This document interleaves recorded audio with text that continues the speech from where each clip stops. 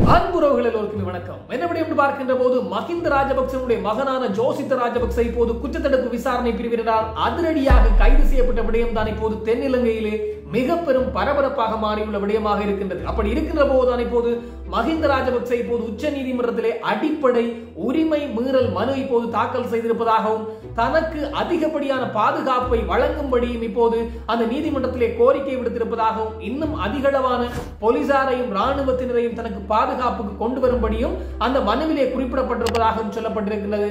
அதோடு ஜோசித்த ராஜபக்சவா அல்லது நாமல் ராஜபக்சவா கைது செய்யப்படுவார் என்று எதிர்பார்த்துக் கொண்டிருந்த வேளையிலே ஜோசித்த ராஜபக்ச இப்போது தென்னிலங்கையிலே கைது செய்யப்பட்ட விடயம் தான் இப்போது கொழும்பிலே மிக பெரும் பரபரப்பாக மாறியுள்ளது. என்ன விடயம் என்று பார்க்கின்ற போது எல்லோருக்கும் தெரியும், இந்த மஹிந்த ராஜபக்ச இப்போது ராஜபக்சக்கள் தரப்பையே இப்போது இந்த அரசாங்கம் அதுவும் அவர்கள் செய்த மோசடிகள், ஊழல்கள், கொலை குற்றங்கள் சார்ந்து இப்போது துருவி விசாரிக்க ஆரம்பித்திருந்தார்கள். அதன் ஒரு அங்கமாகத்தான் முன்னாள் ஜனாதிபதியான கோட்டாபய ராஜபக்ச குற்றத்தடுப்பு விசாரணை பிரிவுக்கு அழைக்கப்பட்டிருந்தார். அதே போன்று முன்னாள் ஜனாதிபதியான மஹிந்த ராஜபக்ச அவருடைய மகனான நாமல் ராஜபக்ச குற்றத்தடுப்பு விசாரணை பிரிவுக்கு அழைக்கப்பட்டிருந்தார். முன்னாள் ஜனாதிபதியினுடைய பிரத்யேக பாதுகாவலர்கள் எல்லோருமே குற்றத்தடுப்பு விசாரணை பிரிவுக்கு அழைக்கப்பட்டிருந்தார்கள். முன்னாள் ஜனாதிபதியான மஹிந்த ராஜபக்சனுடைய மகன், இளைய மகனான ஜோசித்த ராஜபக்சவும் குற்றத்தடுப்பு விசாரணை பிரிவுக்கு அழைக்கப்பட்டிருந்தார். இப்படி இருக்கின்ற போது அவர்கள் ஒரு மௌனம் காத்துக் கொண்டே இருந்தார்கள். அங்கே என்ன பேசப்பட்டது என்ன என்பது ஊடகங்களிலே வெளிச்சத்துக்கு வர முடியாத விடயமாக இருந்தது. ஊடகவியலாளர்களும் கேள்விகளை கேட்கின்ற போது ஜோசித்த ராஜபக்ச மௌனம் சாதித்திருந்தார், மௌனமாக கடந்து போயிருந்தார்.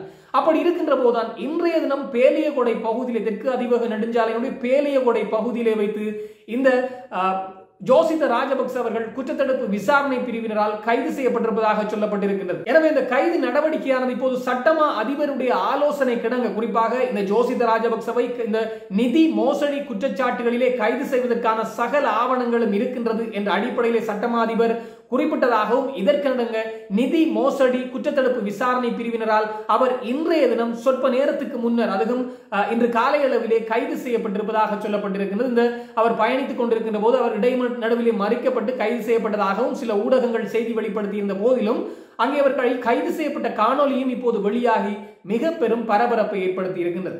இதற்கு முன்னர் பார்க்கின்ற போது இந்த ஜோசித்த ராஜபக்ச குற்றத்தடுப்பு விசாரணை பிரிவுக்கு அழைக்கப்பட்டிருந்தார்.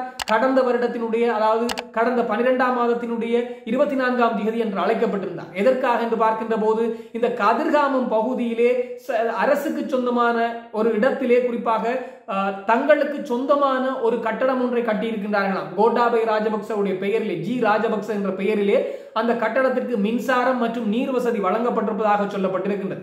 அப்படி இருக்கின்ற போது அந்த கட்டட தொகுதியிலே சிறிது காலம் இந்த ஜோசித்த ராஜபக்ச வசித்திருக்கின்றார். இப்படியான பல மோசடிகள் இடம்பெற்றிருக்கிறது. 12 அறைகள் கொண்ட அந்த மாளிகை கட்டப்பட்டிருப்பதாக சொல்லப்பட்டிருக்கிறது. எனவே இப்படியான மோசடி வழக்குகள், இன்னும் பல மோசடி வழக்குகள் சார்ந்தெல்லாம் அவர் விசாரிக்கப்பட்டிருந்தார். ஆனால் வெளியே வந்த விடயம் இந்த கதிர்காமம் பகுதியிலே உள்ள அந்த விடயம் சார்ந்த, அந்த சொத்து மோசடி சார்ந்துதான் அவரை விசாரித்தார்கள். ஆனால் இதைவிட மிக பெரும் ஆதாரங்களை அனுர அரசு திரட்டி இருக்கின்றது. இதற்கிணங்க இப்போது சட்டமா அதிபர் இந்த நிதி மோசடி குற்றத்தடுப்பு விசாரணை பிரிவுக்கு இந்த விடயத்தை தெரிவித்திருக்கின்றார். அவரை கைது செய்வதற்கான சகல ஆவணங்களும் இருக்கின்றது என்ற அடிப்படையிலும் ஆதாரங்களும் இருக்கின்ற அடிப்படையிலே ஆலோசனை வழங்கியதற்கிணங்க இப்போது இந்த யோசித்த ராஜபக்ச முன்னாள் ஜனாதிபதியான மஹிந்த ராஜபக்ச அவர்களுக்கு 3 புதல்வர்கள்.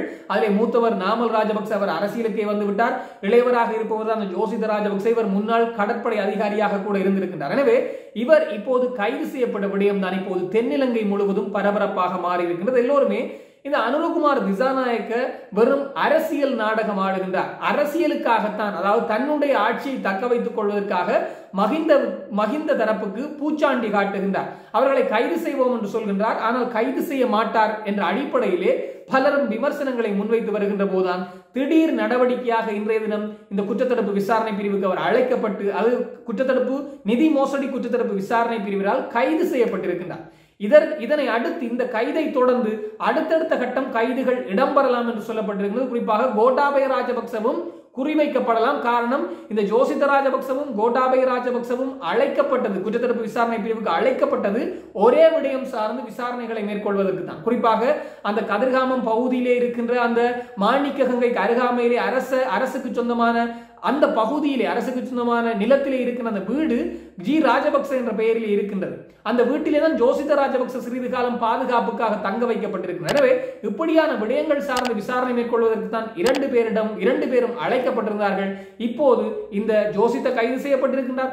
அடுத்தடுத்த கட்டம் இது சார்ந்து இன்னும் பலர் கைது செய்யப்படலாம், அல்லது அந்த வீட்டை பராமரித்துக் கொண்டிருந்த கடற்படை அதிகாரி கூட கைது செய்யப்படலாம் என்ற செய்தியை இப்போது தென்னிலங்கையில் இருக்கின்ற ஒரு சில ஊடகங்கள் வெளியிட ஆரம்பித்திருக்கின்றார்கள். இணையவழி பத்திரிகைகளில் இந்த விடயம் பார்க்க கிடைத்ததாக இருந்தது.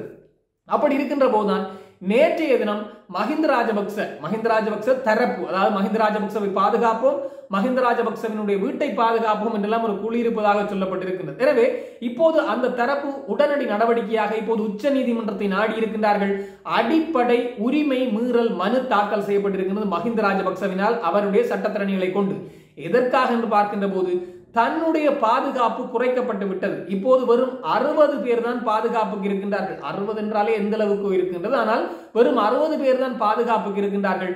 தன்னுடைய அடிப்படை உரிமை மீறப்பட்டிருக்கின்றது. தன்னுடைய பாதுகாப்பு குறைக்கப்பட்டதனால் உயிருக்கு ஆபத்து இருக்கின்றது. எனவே உச்ச நீதிமன்றம் தலையிட்டு இன்னும் எனக்கு பாதுகாப்பை அதிகரிக்க வேண்டும் என்ற அடிப்படையில் அந்த மனுவிலே குறிப்பிடப்பட்டிருப்பதாகவும், எனவே உயிர் அச்சம் இப்போது மஹிந்தவுக்கு ஏற்பட ஆரம்பித்திருக்கின்றதோ என்ற ஒரு கேள்வி பலர் மத்தியிலும் இப்போது எழ ஆரம்பித்திருக்கிறது. பலருக்கு உயிர் பயத்தை காட்டிய மஹிந்த ராஜபக்சவுக்கு இப்போது உயிரச்சம் உயிர் பயம் ஏற்பட ஆரம்பித்திருக்கின்றது என்ற விடயம் தான் இப்போது பேசுபொருளாக மாறி இருக்கிறது. எனவே ஜோசித ராஜபக்ச கைது இன்னும் பல விடயங்கள் வெளிச்சத்துக்கு வரும் என போலீஸ் ஊடக பேச்சாளரான புத்திக மானதுங்க இப்போது தெரிவித்திருக்கின்றார். அதோடு அவர் கைது செய்யப்பட்ட விடயத்தையும் ஊடக அறிக்கையாக இப்போது உறுதிப்படுத்தி இருக்கின்றார் புத்திக மானதுங்க.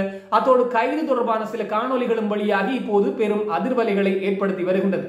இதே போன்று இது சார்ந்து இன்னும் பல தொகுப்புகள் வருகின்ற போது அடுத்த தொகுப்பிலே உங்களோடு பகிர்ந்து கொள்ள நானும் தயாராக இருக்கிறேன். இன்னும் ஒரு தொகுப்போடு சந்திக்கலாம். அதுக்கு முதல் மிஸ்டர் ஈழத்தமிழன் என்ற யூடியூப் சேனலுக்கு நிறைய பேர் உங்களுடைய ஆதரவுகளை தந்து கொண்டிருக்கிறீர்கள். எல்லோருக்குமே என்னுடைய மனமார்ந்த நன்றிகள். இந்த காணொலிக்கு நீங்களும் புதுசாக வந்திருந்தால் நீங்களும் இந்த சேனலை சப்ஸ்கிரைப் பண்ணுங்க, லைக் பண்ணுங்க, கமெண்ட்ஸ் பண்ணுங்க. இந்த காணொலி பிடிச்சிருந்தால் உறவினர்கள் நண்பர்களுடனும் பகிர்ந்து கொண்டீங்கன்றால் எனக்கும் ஒரு ஆதரவாக இருக்கும் தொடர்ச்சியாக காணொலிகளை செய்வதற்கு. இன்னும் ஒரு தொகுப்போடு சந்திக்கலாம். உங்களிடம் விடைபெறும் நான் என்றும் உங்கள் அன்பின் ஈழன். வணக்கம்.